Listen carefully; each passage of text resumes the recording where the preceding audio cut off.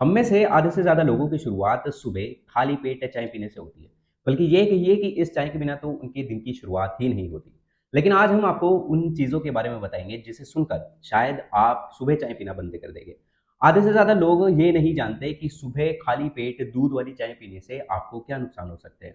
भारत में ही नहीं पूरे संसार में सुबह के टाइम ये जो चाय पीने का प्रचलन है, ये एक नाश्ते के रूप में भी लिया जाता है। दरअसल चाय एक औषधीय पौधा होता है और आपने देखा भी होगा कि चाय की एक खेती की जाती है, उसकी पत्तियों का इस्तेमाल किया जाता है। ये विशेषज्ञों के अनुसार एक ऐसी चीज़ है जो एक दवाई के तौर पर इस्तेमाल की जाती है, पर एक लिमिट अमाउंट में। आवश्यकता के अनुसार ही अगर आप इसको लेंगे तो उसके आपको फ़ायदे मिलेंगे, अदरवाइज़ इसके नुकसान भी विशेषज्ञों के अनुसार देखे जाते हैं क्योंकि इसमें टैनिन और कैफ़ीन की मात्रा होती है। ये आपके ब्रेन को स्टिमुलेट भले ही करता हो, बट ये एक डेली रेगुलर बेसिस पर लेने वाली चीज़ नहीं है, जैसे कि आप लोगों ने इसको अपना लिया है। दरअसल ये ठंडी जगह और ठंडी जलवायु वाले लोगों के लिए इस्तेमाल में किया जाता है। सो हेलो एवरीवन, मैं डॉक्टर दीपक कुमार, एक आयुर्वेदिक प्रैक्टिशनर, और आज मैं आपको बताऊंगा कि इस चाय को पीने से सुबह खाली पेट आपको क्या नुकसान हो सकते हैं। देखिए, भारत में लगभग 90% लोग अपने दिन की शुरुआत इस चाय से ही करते हैं, बट आपको क्या लगता है कि सुबह खाली पेट चाय पीना आपके लिए सही है? दरअसल एक रिसर्च के अनुसार बताया गया है कि इसके सुबह खाली पेट पीने से आपको काफ़ी ज़्यादा नुकसान हो सकते हैं। जब आप सुबह इसको लेते हैं तो ये आपकी बॉडी में एक तरह से काफ़ी ज़्यादा ऊर्जा भर देती है, और इसके अंदर टैनिन और कैफ़ीन होने की वजह से इसके आपको काफ़ी नुकसान भी हो सकते हैं। आपको बता दें कि अगर आप सुबह दूध वाली चाय का इस्तेमाल करते हैं, तो इस दूध को मिलाने से जो चाय के अंदर एंटीऑक्सीडेंट प्रॉपर्टी होती है, जो चाय की पत्ती में होती है, क्योंकि चाय की पत्ती का इस्तेमाल मैंने आपको बताया कि एक लिमिट अमाउंट में आपको दवाई का काम करती थी, ये डेली रेगुलर बेसिस पर लेने वाली चीज़ नहीं थी। तो इसके अंदर जो एंटीऑक्सीडेंट प्रॉपर्टी होती है, अगर आप इसमें दूध मिला देते हैं, तो वो कम हो जाती है। उस प्रॉपर्टी को कम होने की वजह से ये आपको फ़ायदे की जगह नुकसान देना शुरू कर देती है।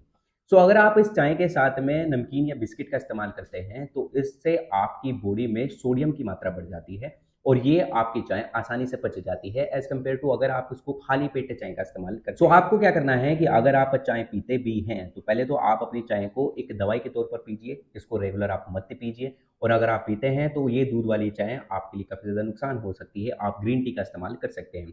आपको ये भी जानना चाहिए कि अगर आप दूध वाली चाय का भी इस्तेमाल करते हैं, तो आपको उसे खाली पेट नहीं लेना है, उसके साथ में चाय या बिस्किट लेना है, ताकि सोडियम की मात्रा आपकी बॉडी में कंज़्यूम हो और ये चाय आपकी बॉडी में एक ईज़िली तरीके से डाइजेस्ट हो जाए।